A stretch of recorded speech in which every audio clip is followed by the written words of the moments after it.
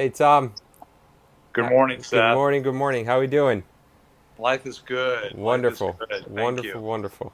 All right. So we got a lot to talk about today. I'm really excited about this, and I know some other people that are watching are really excited about this. So we're gonna jump right in. Again, thank you everybody for coming and watching. This is the Art of Mindful Medicine, episode 9, part 2, with Tom Newmark and myself, Dr. Seth Gilson. So we are going to get started. Last week, Tom told us about his story and growing up and what led him to be such an advocate for regenerative agriculture and farming in general. So, Tom, we didn't really dive as much into it last week, but today it's all about regenerative agriculture. So, if you could please explain what are some of the fundamentals of regenerative farming and regenerative agriculture? Great to dive in with you on this, Seth. Last week was the story of my soul, and now we're going to talk about the story of soil, Mm-hmm. that which supports all of our lives and our civilization and is uh, forever. Mm-hmm. Without soil, without a healthy, vibrant ecosystem, we do not function.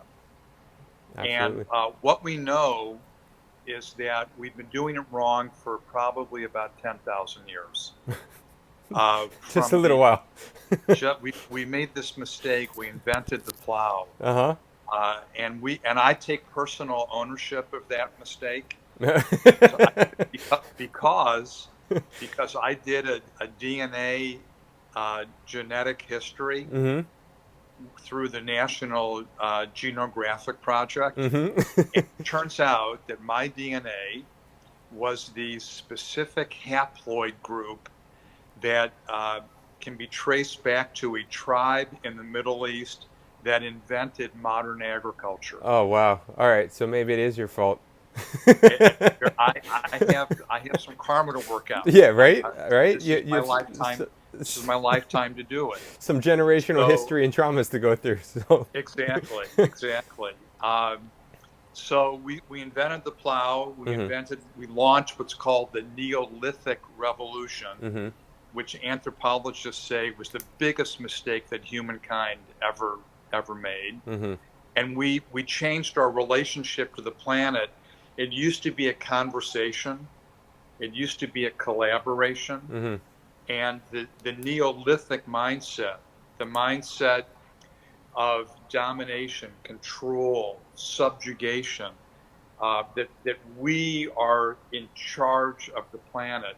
And people often think that it was given birth or given expression in the Old Testament, Mm-hmm. that the creation was for us and that we were stewards and champions and in charge. Mm-hmm. It can be traced even back further Mm-hmm. than the Bible. You can look at the Epic of Gilgamesh, Mm-hmm.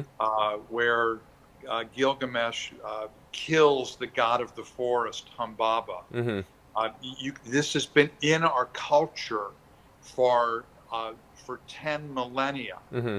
And as a consequence of this broken, damaged relationship to the planet, where we separated ourselves from nature, Mm-hmm. we no longer are part of nature, but that we control it, and it was in our mind I was there just to gonna say. work for us. Mm-hmm. We launched one iteration after another of agriculture, which culminated about 60, 70 years ago in what was called, really in the most greenwashing way possible, the Green Revolution, Mm-hmm. which was basically how can we dump as much synthetic nitrogen fertility onto soil as possible, not to coax and converse with plant life to grow, but to issue an acton, to issue a command, Mm-hmm. forcing the earth to produce food in a way that was utterly unsustainable. And Mm-hmm. how unsustainable was this so-called green revolution? Well, at the launch of the Green Revolution, in many areas of the world, there were 3, 4, 5 meters deep of topsoil, Mm-hmm. and now we're at bedrock. Wow. The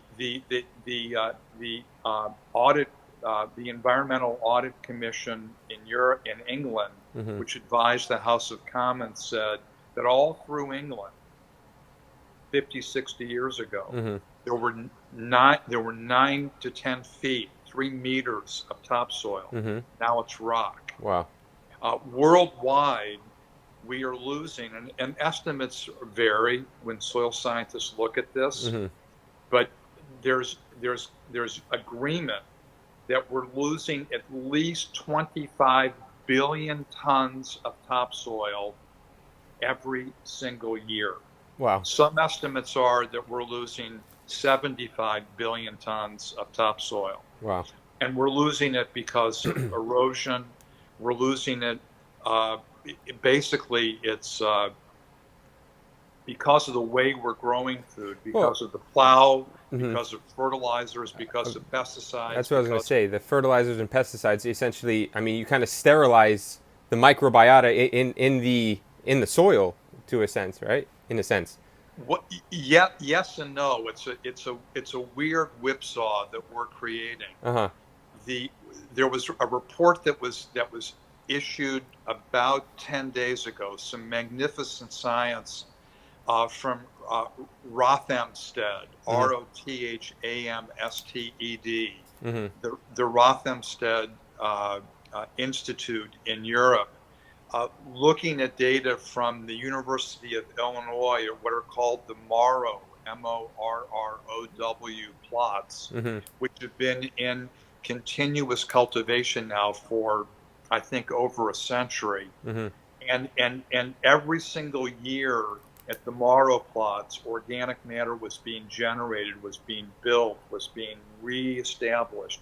Ecosystem was functioning Mm-hmm. until these scientists began to apply synthetic nitrogen fertility. Mm-hmm.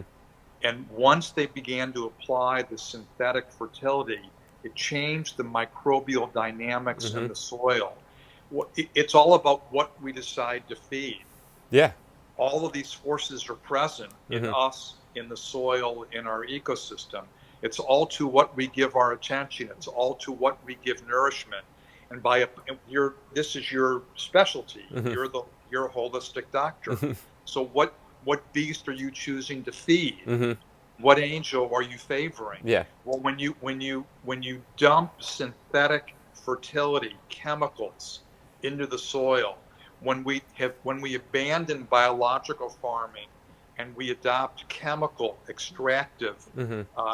agribusiness, you change the population census and the genetic types of the microorganisms in the soil. Mm-hmm. You feed the decomposing microorganisms. You are suppressing the composing Mm-hmm. microorganisms. Yeah. Everything, like in our bodies, we're always creating and breaking down. Mm-hmm. We're engaged in catabolism and in Anabolism. anabolism. Yeah. Same in the soil. Exactly. Makes There sense. are there are catabolic processes that are breaking down complex chemistries, Mm-hmm. and there are the anabolic processes that are building them up. Mm-hmm. If you feed the catabolic processes, if you feed the decomposing microorganisms, if you dump steroids, Mm-hmm. if effectively, if you're dumping nourishment into the soil that used to be balanced, catabolism and Mm-hmm. anabolism was balanced. Yeah. So you had this homeostasis. You had the Gaia hypothesis. You had a living, functioning ecosystem. Mm-hmm.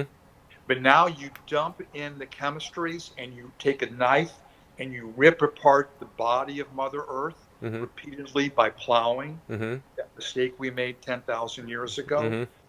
You are increasing catabolism. Yeah. And when you increase catabolism, you are increasing the biology that is basically devouring Mm-hmm. humus and tilth and organic matter. Yeah. When we eat, after we have a nice good meal, Mm-hmm. sometimes we belch, Mm-hmm. sometimes we fart. Mm-hmm. That's natural. Mm-hmm. That's part of the breakdown product of eating organic Mm-hmm. matter is we off gas. Yeah. Well, imagine the countless infinities of of, of catabolic microorganisms Mm-hmm. in the soil being fed synthetic fertility, growing in a cancerous, out of control way, Mm-hmm. eating its own flesh, Yeah. eating soil, and then off gassing. Yeah. And that, Seth, is responsible for between 25 and 40% of the trillion tons of excess CO2 now in our atmosphere Mm-hmm. that came right from the soil. It's not all from burning fossil Mm-hmm. fuels. Absolutely. Yeah. It's That's a big part of it. Yeah. Yeah. So we need to decarbonize our economy, Mm-hmm.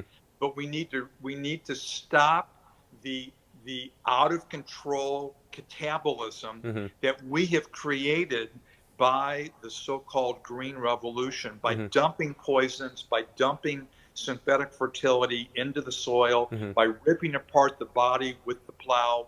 We've changed the biology of the soil, Mm-hmm. and what we've done is we have let loose the the war dogs of catabolism Mm-hmm. that are just tearing apart the flesh of Mother Earth. Yeah.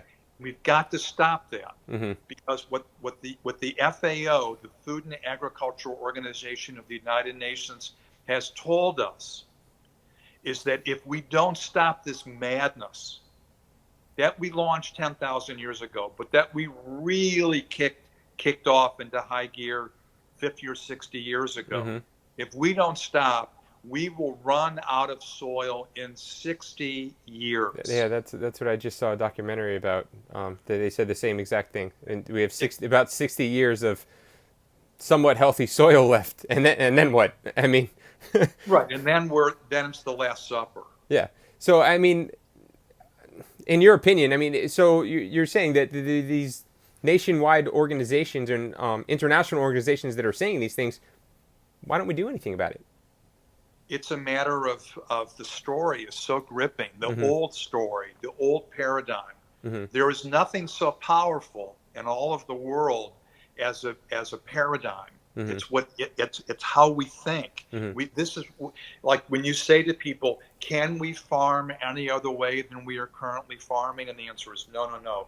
There are going to be 9 billion people. We have to do this. We have to use genetically engineered Mm-hmm. seeds. We have to use monoculture. We have to plow.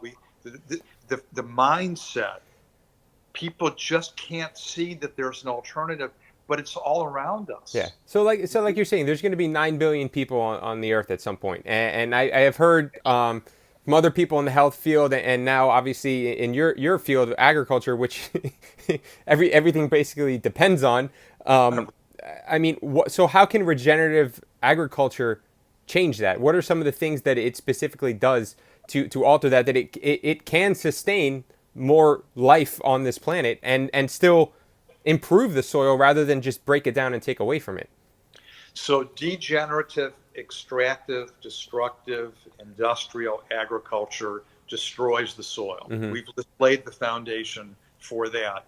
So conversely, regenerative agriculture, every single growing season, at the end of the harvest, your soil will be richer.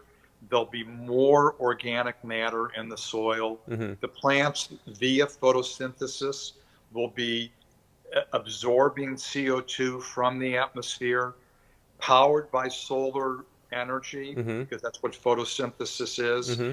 taking in water, building carbohydrates, creating that liquid carbon, that sweet sunshine that is the sap in every plant. Mm-hmm. The plant satisfies its metabolic needs and then passes that nourishment, that liquid sunshine, that liquid carbon through its roots to feed the soil food web. Mm-hmm. And by feeding the soil food web, those microorganisms, now we're not feeding the catabolic processes, Mm-hmm. we're feeding the anabolic Mm-hmm. processes. We're feeding the microorganisms that complexify, Mm-hmm. that create the soil structures that have supported us for millennia. Yeah. And we do that enough, then we create an inch of topsoil every Mm-hmm. year and a half. Mm-hmm. People have the idea that, oh, it takes millennia to create a centimeter of topsoil. No, there are farmers all around the world that are laying on conducing Mm-hmm. the creation of an inch or more of topsoil every year, every 2 years, and over a period of decades, these regenerative farmers are adding 8, 9, 10. I've seen 18 inches of new topsoil Wow. being created. This is even in the deserts in Africa, Wow. Seth, even in sandy, poor soils. There are millions of farmers Mm-hmm. using regenerative agriculture that are putting an inch of topsoil back into the system every year to year and a half. That's beautiful. So this is happening, and there are tens of millions of regenerators, of regrarians, of of carbon farmers, Mm-hmm. and there are carbon ranchers, Yeah. and they're all over the world, and they are working with nature, Mm-hmm. drawing CO2 down from the skies in collaboration with photosynthesis and rebuilding topsoil. Mm-hmm. And there are certain fundamental principles of how you can tell if a farm is regenerative. Mm-hmm. And there are four of them. Mm-hmm. Number one, year after year, is there more soil organic matter than there was the year before? Mm-hmm. Remember the data? We're burning through 25 billion tons of topsoil every year. Not regenerators. Mm-hmm. Regen- Regenerative agriculture, we are creating new soil every single year. Mm-hmm. Number two, the soil has more structural integrity. It doesn't break apart. It's not friable. It has structure. It holds together on its own. And this is important when there are droughts and heavy Yeah. rains, Absolutely. right? Yeah. So the soil structure is important. Number three, the rains become more effectively used. Water infiltrates, permeates the soil. You don't have this hard pan soil where the water falls and just erodes Runs off the off. Yeah. surface and doesn't sink in. With regenerative farmers, Seth, you can absorb 8, 9, 10 inches of rain an hour. Wow. An hour.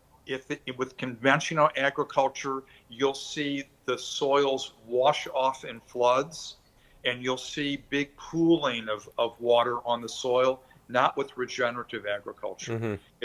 You recreate the soil water battery. The tilth, the humus, the organic matter is a sponge, which holds the water. So the rains become effective, Mm-hmm. and moisture is actually built into the soil, Mm-hmm. and that's critical Mm-hmm. because the droughts happen, Mm-hmm. and they are the new normal. And if you can hold on to every precious drop of rain, you can sustain life in the ecosystem even during those Yep. droughts. And then finally, and most importantly, a regenerative farm is accomplishing this biologically. Mm-hmm. This is being accomplished by the the soil microorganisms in what's called the soil food web being revived, being regenerated. What we have learned just in the last year or two, the published science is now informing this conversation.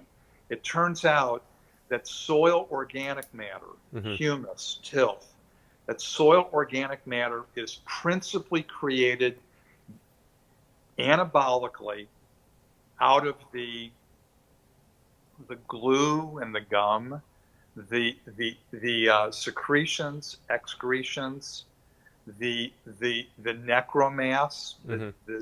the dead bodies of the organisms in the soil. Mm-hmm. From their death, life is Of created in course. this perfect cycle. Yeah. And if you build the biology, if you stimulate, if you optimize the soil biology, then they do all the work. Mm-hmm. I mean, Absolutely. this is the genius of nature, the genius, the teaching of permaculture Mm-hmm. is let let the infinities of life and the soil outsource all the work to them. Yeah. They're going to do Just this just give them for the us support. and J- get j- out of their way. yeah. Absolutely. Give them feed those beneficial forces in the soil, and then sit back or lay down in your hammock and just watch life blossom. Yeah. Absolutely. And so those are the four indicia of regenerative agriculture. Mm-hmm. It's being practiced by, at this point, tens of millions of regenerative farmers and ranchers all around the world. Mm-hmm. And if we do this more broadly, if we enroll not tens of millions, but hundreds of Mm-hmm. millions, if we have if we have billions of hectares on the planet enrolled in regenerative agriculture, Mm-hmm. we can take the trillion tons of excess CO2 that is right now in the atmosphere, and we can quickly draw that back down Mm-hmm. and recreate homeostasis, Mm-hmm. recreate a condition where climate change is not threatening our existence existentially, Mm-hmm. but the carbon that is in the atmosphere that right now is a threat, that right now is a poison, becomes our best friend. Yeah. I mean, we're carbon based. Yeah. So Absolutely. it's just a matter of it's in the wrong location now. The carbon's up in the sky. It And it needs to needs to be be back into Earth in the earth. Yeah. whence it came. So there are many groups around the world that are promoting the adoption and the practice of regenerative agriculture. My organization, the Carbon Underground, Mm-hmm. is one such group, and we work with corporations and, in fact, with governments, inspiring corporations and governments to shift from destructive extractive agriculture to regenerative agriculture, and it's working. We're even getting buy-in now from governments around the world. That's beautiful. We're doing a major project in Thailand right now where, working with the government, we are reimagining agriculture for the 35 million farmers in Thailand. Mm-hmm. So this can happen. So my organization is doing this. There are groups like Regeneration International, Mm-hmm. and we applaud their efforts internationally. Kiss the Ground, whose movie I think you just saw, Mm-hmm. uh, is another great teaching, inspiring Mm-hmm. organization, evangelizing this great hopeful opportunity of regenerative agriculture. Mm-hmm. Uh, Yeah, everybody has the same goal in mind. I mean, you're all working for the same thing. I mean, it's not like you're in exactly. competition with each other. I mean, you're one organization. It'd be very difficult to do this with every government in the world and all the different countries around the world. So I mean, we need more organizations and more people doing things just like that. This is rather than thinking that my group will do this, what we do instead is say, how can I contribute to the ecosystem of success? Mm-hmm. Absolutely. How can I collaborate and cooperate with, like my group, the Carbon Underground, working with Green America and working with some leading corporations? We created what's called the Soil Carbon Initiative, Mm-hmm. and we created a standard, the Soil Carbon Index, which embodies those four principles of regenerative success. Mm-hmm. There are other organizations, Mm-hmm. for example, the Rodale Institute, which is a venerable, respected organic uh, think and action tank in the Lehigh Valley Mm-hmm. in Pennsylvania, working with Patagonia and Dr. Bronner's, created the regenerative organic certification program. And we work with that. Uh-huh. We applaud that.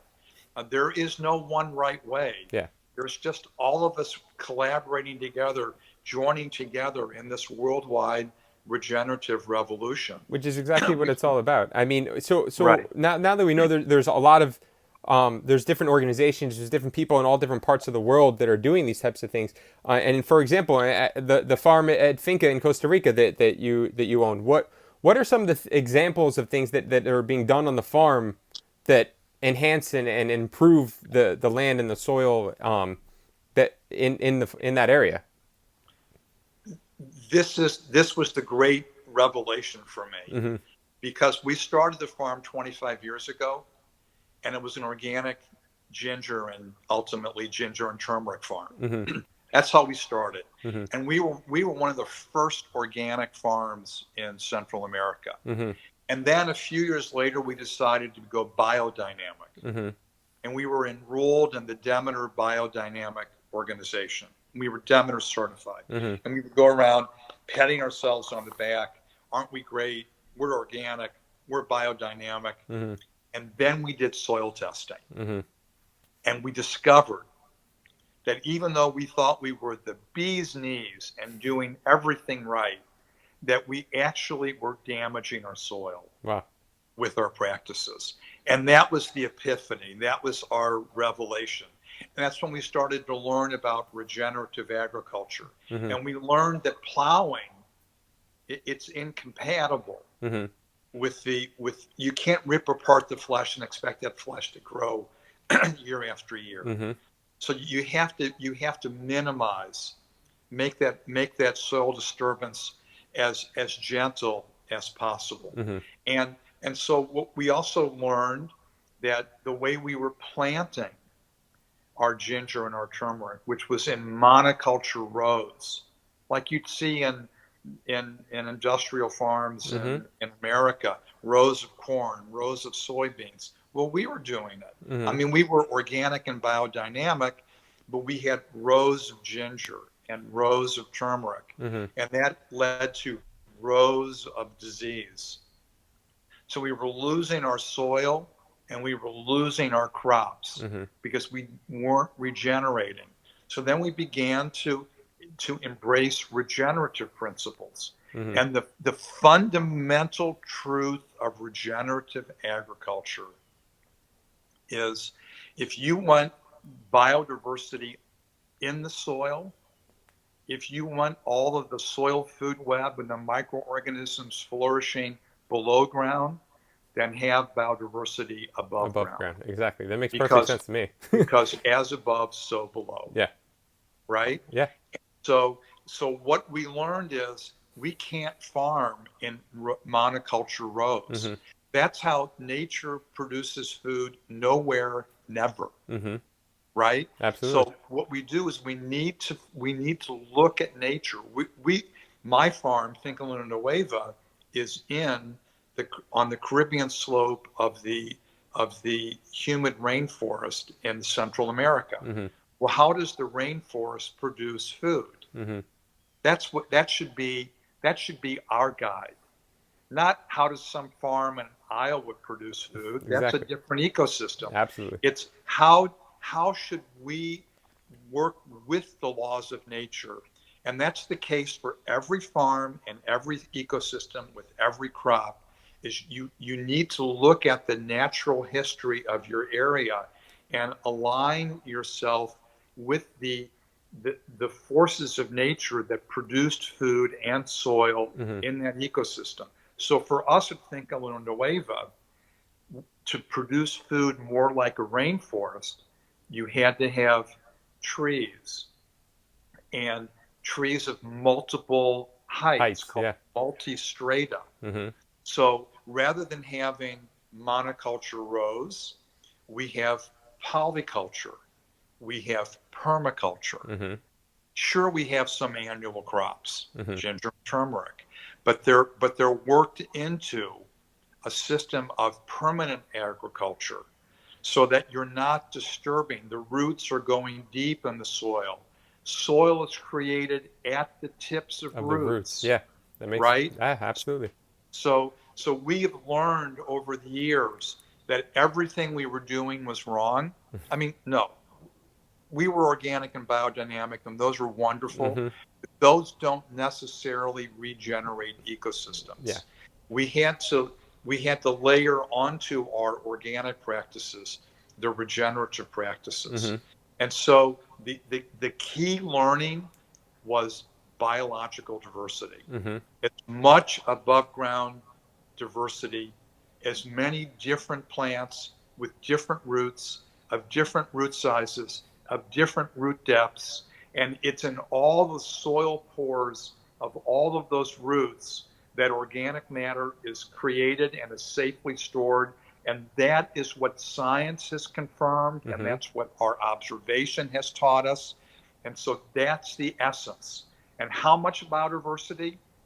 I'm talking maybe in a square meter, 20 different plants Wow. going in a square meter. That's quite efficient. People, your viewers should check out syntropic agriculture. Mm-hmm. Should look at permaculture. Mm-hmm. Should look at these great practitioners from whom we are learning. I mean, we knew we were doing things wrong. We fortunately had teachers around. Mm-hmm. Right now, we're working with permaculture designers in Costa Rica. Uh, the group is called Porvenir, Porvenir, the future, Mm-hmm. Porvenir Design, and the design team, Scott and Sam of Porvenir Design, they've come in and looked at what we're doing. They're the fresh eyes. They're younger. Mm-hmm. We need to look at it from the mouth of babes. Mm-hmm. We'll know this truth, right?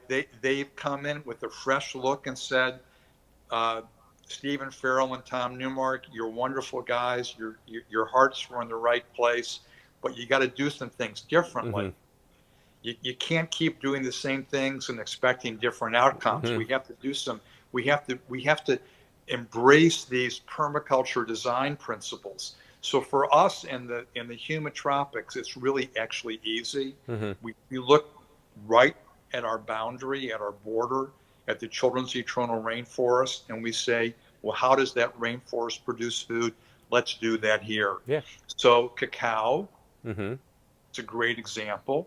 Cacao is a native species, Theobroma cacao, from which we get chocolate. Mm-hmm. It's an understory tree, Mm-hmm. which means it likes to grow under taller trees. Mm-hmm. Well, so do that. I mean, it's not like we don't need to reinvent agriculture. Mm-hmm. We just need to look at how Learn from it. Learn from nature what's there. invented it. Yeah. Nature did this, Yeah. and let's just do what nature does. And that's what we're doing with all of our agriculture is following the lead of nature, letting the natural laws of our ecosystem guide us. And now we're seeing the results. Now we're seeing the ecosystem flourishing. And that's what's happening at Finca Luna Nueva, and that's what's happening at millions of farms around the world.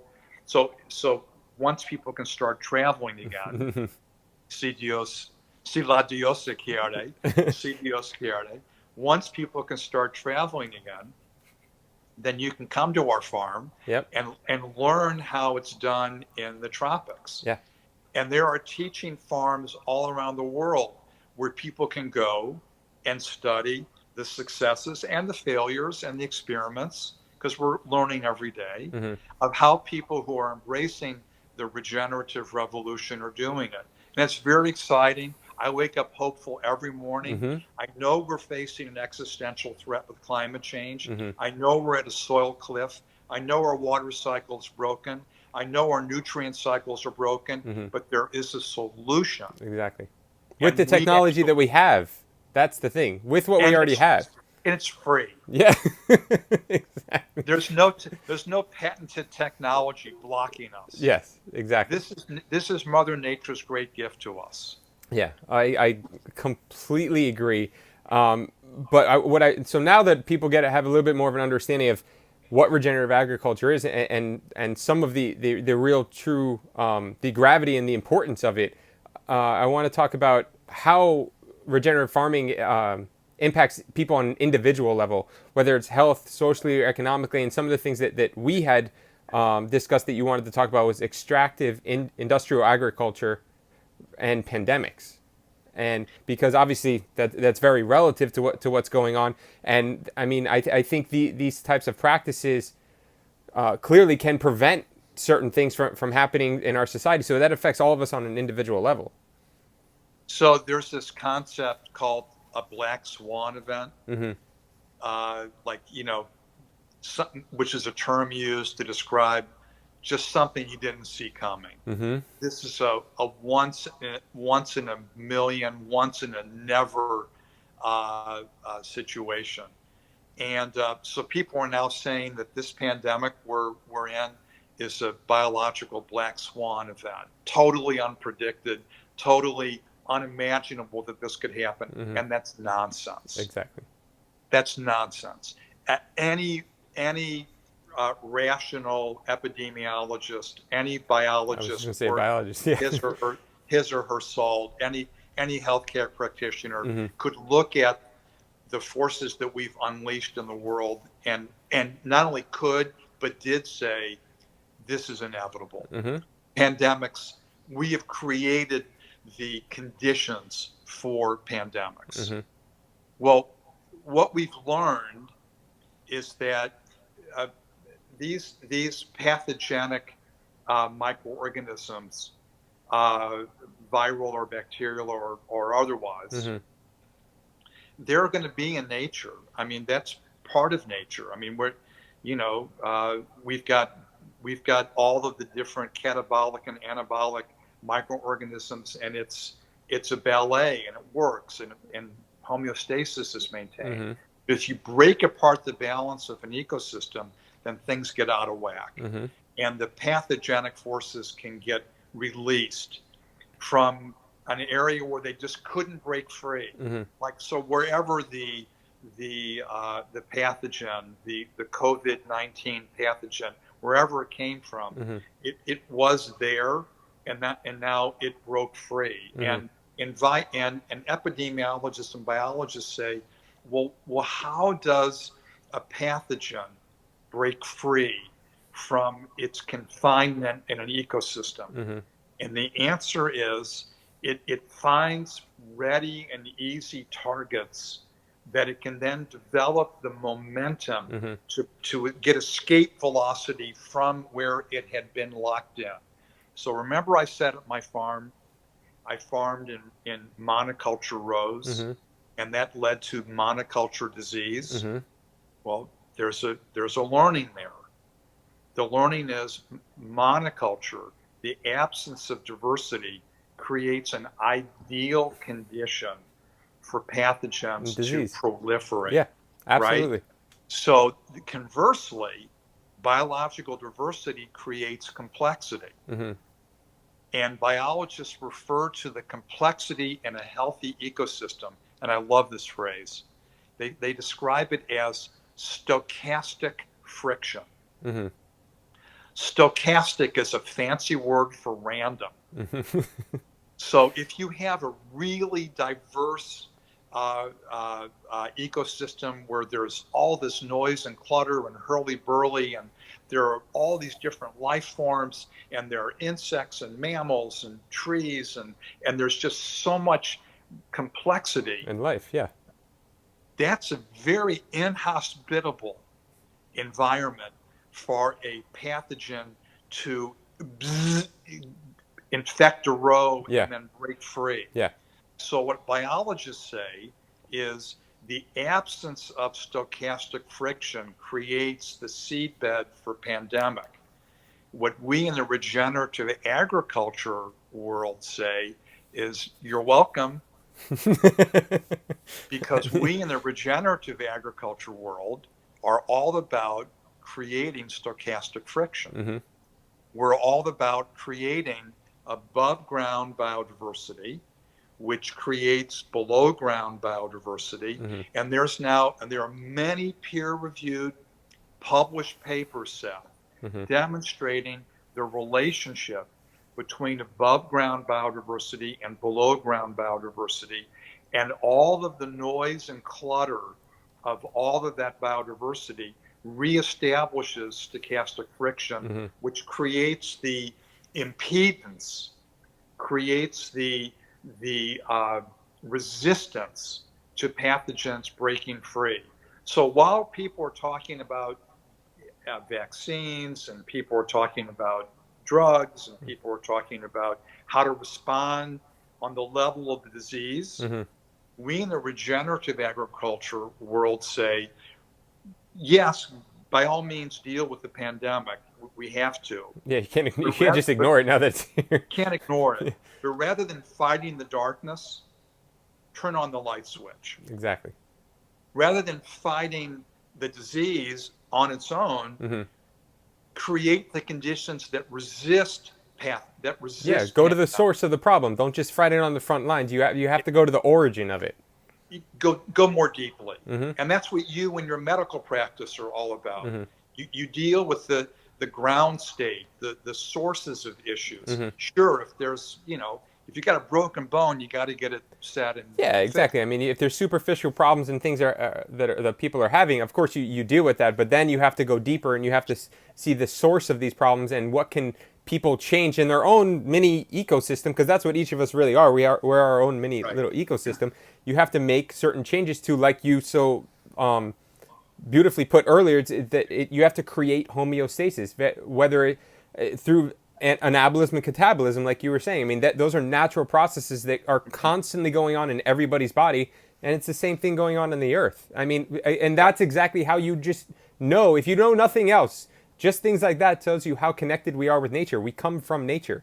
We work essentially in the same fundamental ways.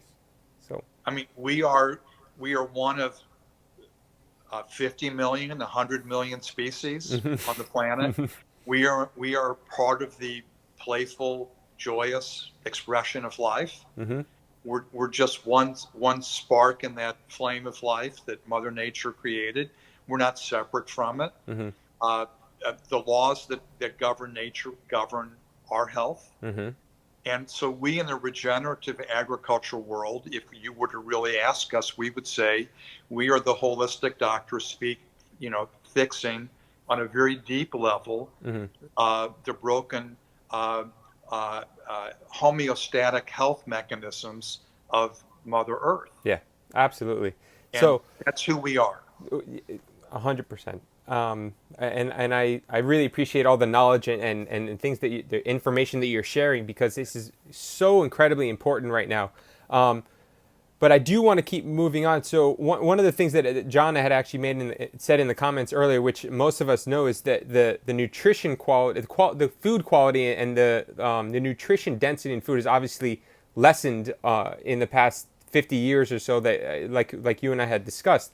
But what are some ways that people can participate in regenerative farming without actually having to live on a farm or in a rainforest? All right, so you really you hit this is really personal because Mm-hmm. it's every bite of food that we take. Mm-hmm. And you want all the flavors and all the aromas and you want really tasty good food, Mm-hmm. and those flavors and those aromas, the aromatic polyphenols, the antioxidants, those are created in a healthy ecosystem. Mm-hmm.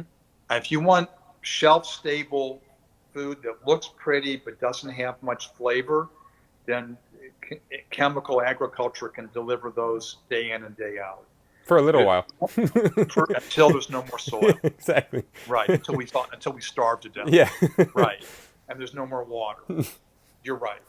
But if you want that food that when you taste it, it just explodes on the palate and the fragrance, then you want a healthy ecosystem. And Mm-hmm. what we've learned is that over the past 50 to 60 years, overall, looking at all of the micronutrients and even protein levels within foods, they've diminished overall by about 30 to 40%.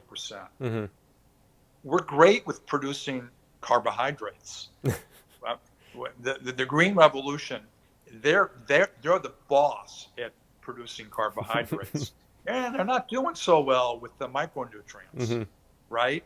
So it is critical that for our own health to eat that rainbow Mm-hmm.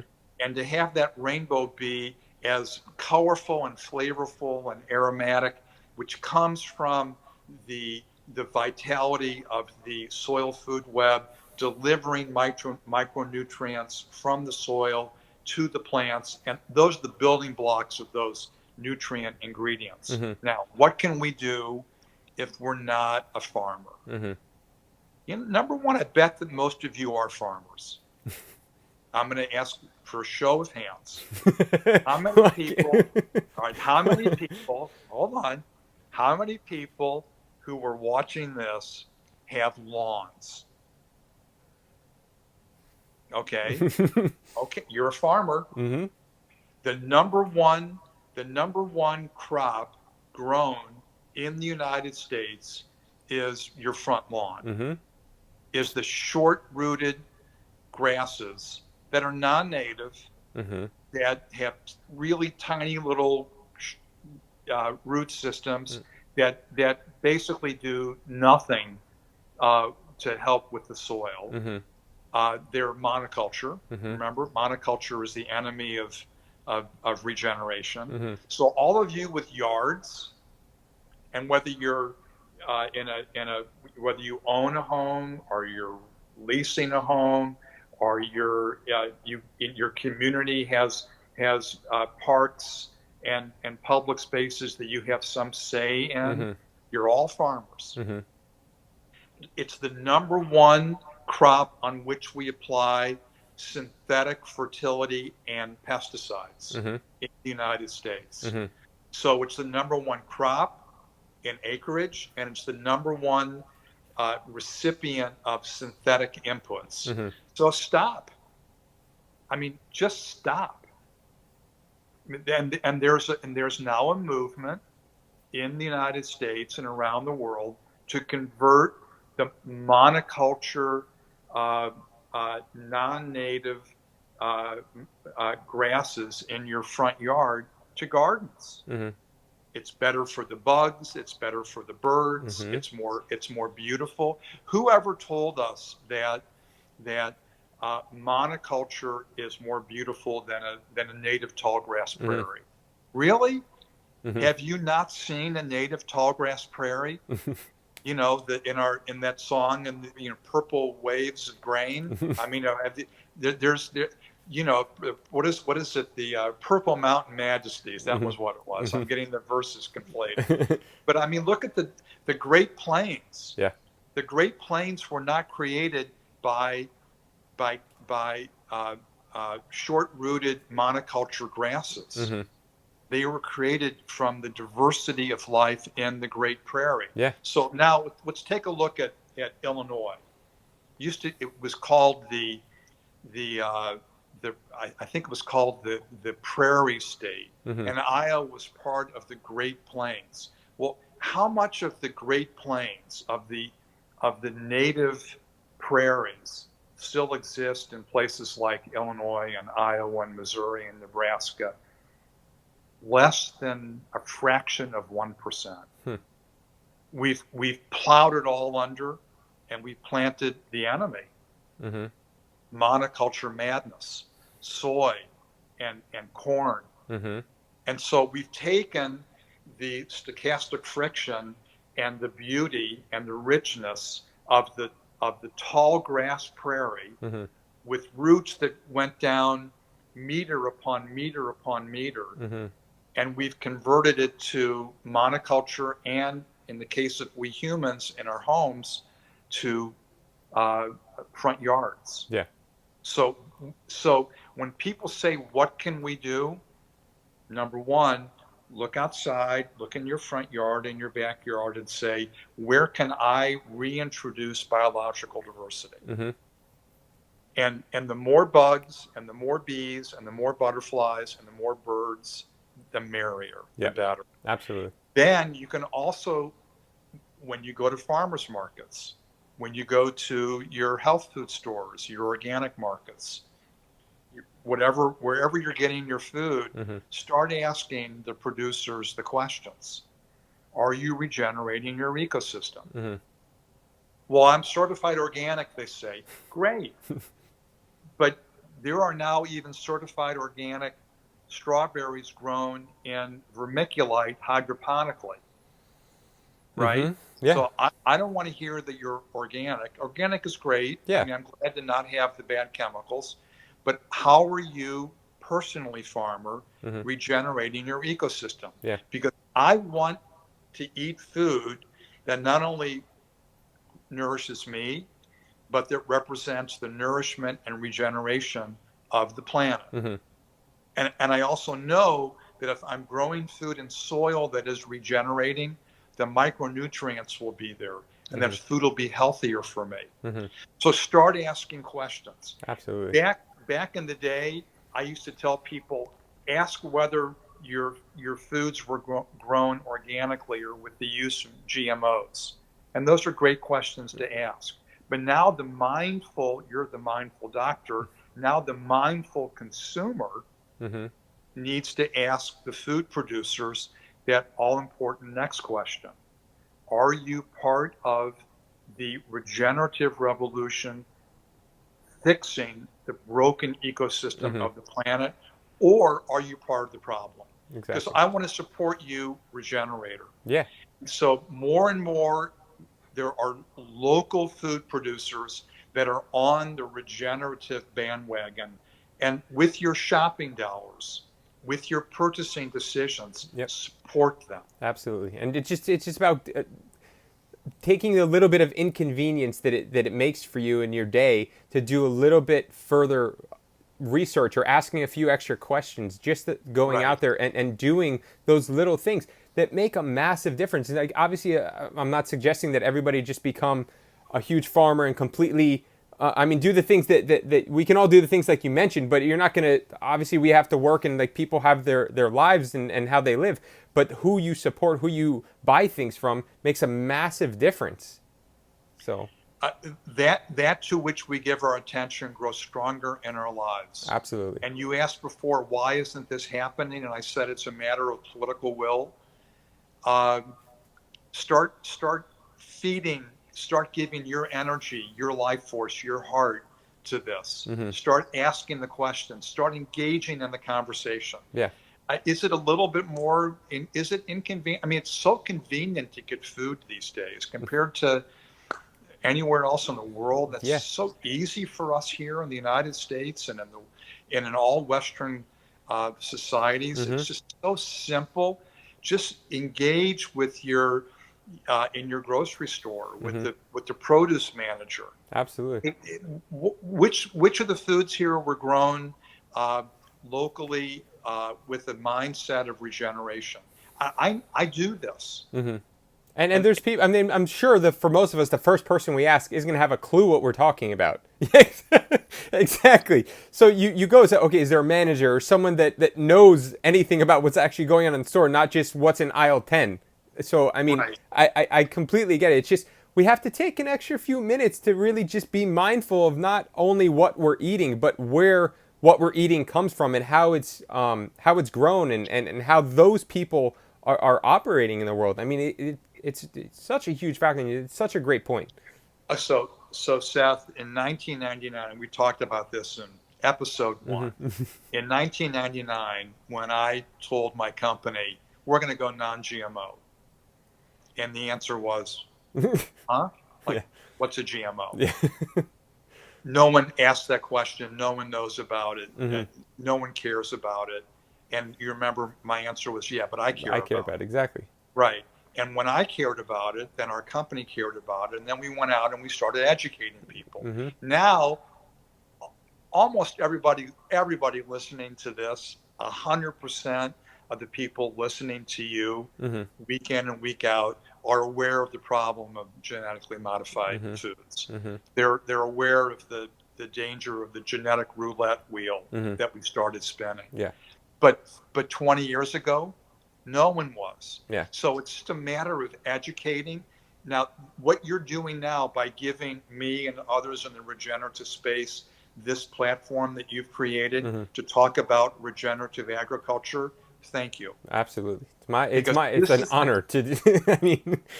well, but now you're adding your energy to our energy, and 1 plus 1 is way more than 2. Yeah. And this is how we build awareness. And we build awareness and we start taking baby steps, like going to the farmer's market. Well, Absolutely. how is this grown? Are you studying the biodiversity in your ecosystem? How are your bugs doing? How Mm-hmm. are your birds doing? Mm-hmm. Even there are ranchers that are doing this. Good old boy ranchers Mm-hmm. in the Southwest who Yeah. are now working with the Audubon Society, demonstrating that their ranches, and by the way, it's good old boys and good old cowgirls too, that their ranches are helping to regenerate ecosystems and bring the birds back, because we don't Yeah. want silent springs. we Yeah. want we want the symphony of life. Absolutely. So if ranchers can do it, by golly, everybody Everybody can do listening it. to this program can start acting from wherever you can and in whatever way you can to support the regenerative agricultural revolution. We're going to win. There is no planet B. Mm. There is no plan B. We have to farm regeneratively because you have to have soil. And the only way that you're going to have soil is by regenerating it using biology. Absolutely. And I'm gonna, unfortunately, I have to cut you off there. But I mean that this is fantastic. I mean, I could talk to you about this for hours, but I want some people to know how we can support you and your farm and things that we can do. I know the website's www.fincalunanuevalodge.com, and I'll put that with the post for this video and things. But what are some of the other things, just briefly, that of how people can support you, whether it's yoga retreats, teaching courses, things like that? Well, at the farm, we love sharing our story. We Mm-hmm. love sharing the ecosystem. The fruits are literally right there off the tree for you to enjoy, to savor. So this is education made as fun as possible. Absolutely. So we are a teaching model, but it's a recreational teaching Mm-hmm. classroom. So people can come to Finca Luna Nueva once travel is up and running Mm-hmm. again. And before that, come to our website, sign up for our newsletter. Mm-hmm. I blog regularly, and if you've enjoyed this rant and my musings, you can hear more of it and see more of it from our newsletter. Absolutely. The Carbon Underground, www.thecarbonunderground.org. Mm-hmm. It's our clearinghouse for information about the regenerative revolution going Great. on worldwide. So we welcome all people who are to join with us in this joyous revolution to heal Mother Earth. Absolutely, absolutely. I really, really appreciate you coming on here in another weekend in a row. I'm so grateful to you. And thank you very, very much. I look forward to speaking to you, and of course seeing you at the farm again as soon as we can. And everybody, thank you for listening. I really appreciate all your time and attention that you're coming to spend with us and listen to what Tom has to share. Such, I mean, decades of of knowledge and experiences and information. It's just been fantastic. So I always, as always, I welcome your comments, feedback, suggestions. Please email, write me, however you can. You can check out all the episodes of the show on YouTube, The Art of Mindful Medicine, which I will have this episode on there as well. You can check out my website, www.mindful.doctor. Of course, we're on Instagram Live on Saturdays at 12 Eastern. And as a closing, I always have a quote. For this is what I'm assuming most of us have probably heard from Hippocrates: "Let food be thy medicine, and medicine be thy food." So I think that is perfect for this talk. And again, Tom, thank you so much. I'm very, very grateful. And I hope you have a fantastic day and weekend, and everybody else as well. So thank you very much. Beautiful. Thank you. Absolutely. Really a pleasure.